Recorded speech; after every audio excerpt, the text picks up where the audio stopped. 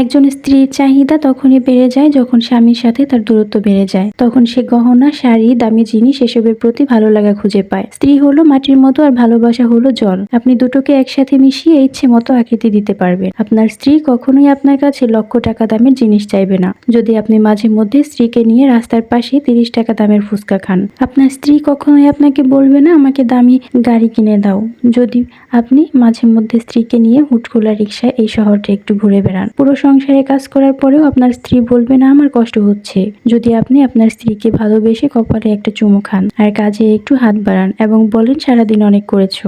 ভালোবাসা তো শুধু দামি জিনিসের মধ্যেই লুকিয়ে থাকে না। মাঝে মধ্যে ভালোবাসা 15 টাকা দামের গোলাপ আর রাস্তার পাশে বিক্রি হওয়া 30 টাকা দামের কাচের চুড়ির মধ্যেও লুকিয়ে থাকে। একজন পুরুষ মানুষের কাছে দুনিয়ায় সবার জন্য সময় থাকলেও শুধু তার স্ত্রীর জন্য কখনো সময় থাকে না। একজন স্ত্রীর জন্যই তার ক্লান্তি সব চলে আসে, অথচ এই স্ত্রী নামক প্রাণীটা দিনরাত তার পরিবারের সাথে থাকে, তাদের যত্ন নেয় আর অপেক্ষা করে কখন তার স্বামীর একটু ভালোবাসা পাবে, কখন হাজবেন্ড একটু সময় দিবে। আপনি অফিস করেন, আপনার সময় বিন্দাস চলে যায়। আপনি কখনো মোবাইল হাতে নিয়ে চেক করেন না আপনার স্ত্রীর কোনো মেসেজ আসছে কিনা, কিন্তু আপনার স্ত্রী হাজার কাজের মধ্যেও এসে দেখে যাবে তার স্বামীর কোনো কল বা মেসেজ এসেছে কিনা। কেয়ার থাকলে সংসার যুদ্ধক্ষেত্র না হয় হবে স্বর্গ।